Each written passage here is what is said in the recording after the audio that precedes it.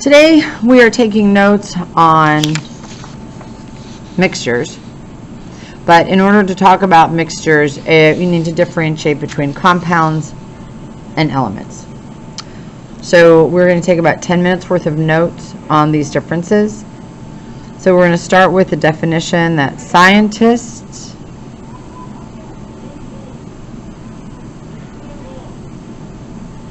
classify matter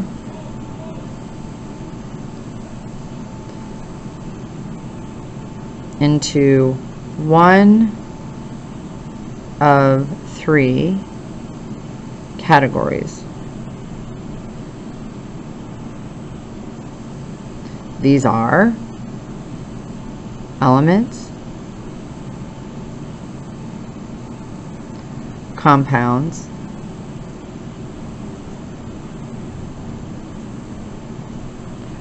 or mixtures. Let's start with elements. Elements, this is important to know, are found on the periodic table.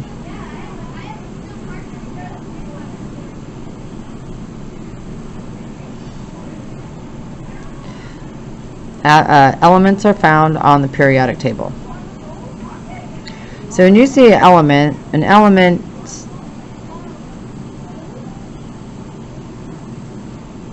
contain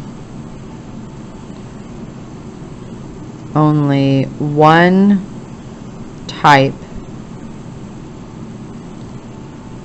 of atom. And I would underline only one type of atom.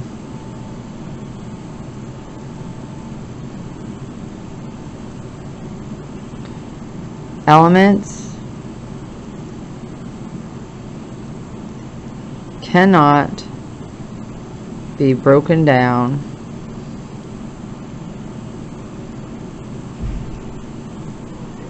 into simpler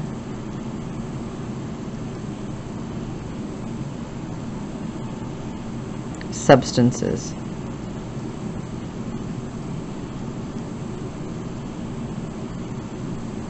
Period. That's it. They can't be broken down to anything else. So our examples here is we've got, let's do oxygen. Even if you have two oxygens together, it's called a molecule, but it's still an element. Don't worry about that. We've got Na, for example. You've got boron, and you've got, let's say, fluorine, and let's do chlorine. So what these would look like is, let's say that this would be our Na here. I'm just going to make something up. So Na would be like these triangle shapes. But they're individual. I can't break this triangle down anymore. If I had two oxygens together, again, this would be a molecule. Don't worry about that, but I just want to throw that out there for high school science. So you could have two oxygens joined together. And let's say that our Cl, our chlorine, let's say, is going to look like this. Just a dot. Okay, I can't break these down any more than they already are. These are elements. I find them on the periodic table. That one's pretty easy. Okay, compounds. Compounds is not on the test for this test. We're going to get to compounds a little bit later, but it's a perfect time to introduce them. Okay, a compound contains atoms of two or more, to underline that, two or more, and a key thing here is different elements. I want to write elements here. Two or more different elements. Okay, and they are bonded together.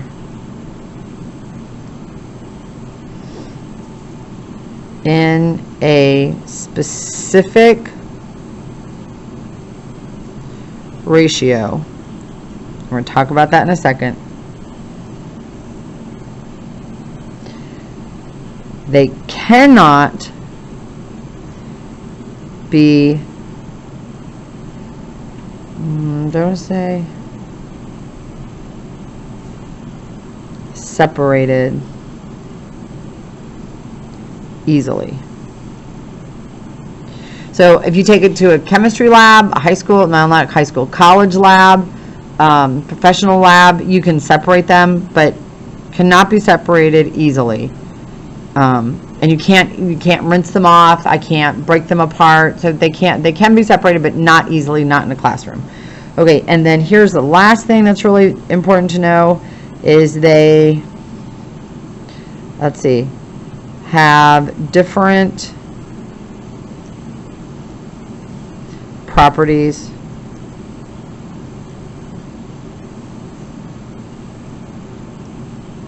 than its elements. Okay, I'm going to explain what these mean. Okay, so for example, let's start with NaCl. Okay, so we know that this is sodium, so they're bonded a specific ratio. So I've got Na and I have Cl. We saw a video that sodium is a soft metal that's very reactive, and we know that chlorine is a dangerous gas. But when we put them together in this specific ratio, 1 sodium, 1 chlorine, it's gonna make salt. And what's that salt gonna look like? Here, one of those and one of those. So I've got 1 and 1, and they're gonna bond like that. And we cannot take that apart. I can't take that white crystal, and I can't pull apart the chlorine. I can't pull apart the sodium. They're bonded together. I can't take them apart. So what it means is they have different properties. Again, dangerous reactive metal, dangerous gas, but together they make something new. So that's what it means by they have different properties than its elements, bonded together in a specific ratio. So let's look at another one. If I have, you guys know, you should kind of be guessing what this is. Saw these on in videos. So in your head, you're going, oh, I know what those are. That's H2O. Again, we've got two, so odd. We've got a non-metal, we've got a gas, non-metal, a gas. We have these two gases, and it makes water. And again, I can't take water and separate the hydrogens from the oxygen. If you take it to a college lab or to a professional lab, yeah, you probably could do that, but I'm not doing that. You're not doing that. Okay, let's do one more, because we've also talked about this with solubility, is C6H12O6. And all of you should know, in this specific ratio, this is going to make sugar. Again, I can't tear off the carbon. I can't tear off the hydrogen. I can't take off the oxygen. I'm not going to draw the structure, but you get the idea of what it looks like. Okay, here is what is going to be on the test. So let's do like a little star by this. Mixtures is what you need to know, because what we've been talking about with solubilities, we've been talking about mixtures. So mixtures contain 2 or more substances. They can be elements, they can be compounds, elements or compounds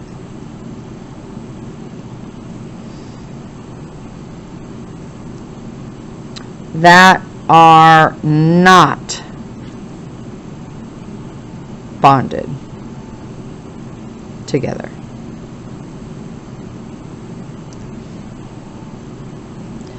These can be separated.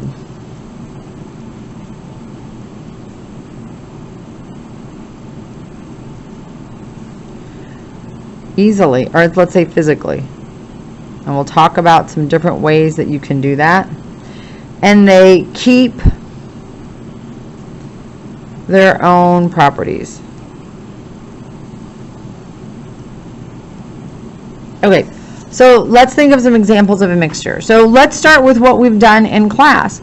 So when we did, well, we did baking soda and water. So if we did baking soda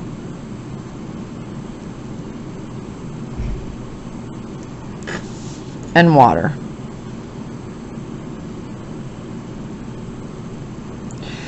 it was nothing new. It was not like there was a color change, there was any smoke. It's like that was still baking soda and water. And if we let it sit long enough, or if we let it evaporate, if we let all of the water evaporate out, at the bottom, the baking soda would be left there. You can say the same thing with Kool-Aid. Kool-Aid is just a mixture. Again, it looks different, but not really, because if you put pink powder in the water, it's going to be pink, but I can separate that. I can evaporate that water out. I'm going to write the word evaporate. That's how I would separate those. Okay, let's think of some other ones. We could do, and again, in the video it showed, I would have my H2O. I'm going to do this over here. Here's my waters, my H2O, my solvent, and then I had that sugar crystal in the middle, or a baking soda crystal, and they're just hanging out together. They're not bonding together. I can separate those. Okay, but here's like an easy one. Let's do like a salad or a pizza. Let's do pizza. So pizza could be an example of, I have my pizza here, right? There's my crust. Here's my sauce. Put sauce on for my daughter. She doesn't like it. You can scrape it off. It hasn't changed the pizza. Then I want to put on some mushrooms or pepperonis on it. I can see what they are. If I don't want them, I can pick them out. This is just a mixture. Let's see if the red shows up. I can also put like onions on it. Again, if you don't like the onions, you can pick them off. You can easily separate them. They keep their own properties, right? The crust tastes like the crust. The sauce tastes like the sauce. The pepperoni tastes like the pepperoni. They're all different. It's not like they've all become a brand new thing. And the same with a salad. Okay, one other one let's talk about. Let's talk about if I were to do a Cinderella salt and sugar. Remember the evil stepmom? She puts all the salt and sugar together and she said you have to separate it. So here's my sugar. My sugar is kind of tiny. The salt crystals are going to be bigger. They haven't chemically bonded. And if I had to separate them, I could get like a sieve, or I could get a strainer, and I could just strain the sugar out, because the sugar would fall through and the salt would stay in there because it's bigger. Okay, so let's look at this last question. When magnesium metal is burned in the presence of oxygen, magnesium oxide is produced. Is magnesium oxide an element, a compound, or a mixture? Okay, so let's look at these. So an element is only one of an atom, one type of an atom. So I'm going to take that off right away because magnesium oxide. So magnesium oxide is either a compound or a mixture. Okay, so a mixture can be easily separated. If I've burned it, it's made a whole brand new compound. Those are chemically bonded together. I cannot separate that. It is not a mixture. So that one is, it's a compound.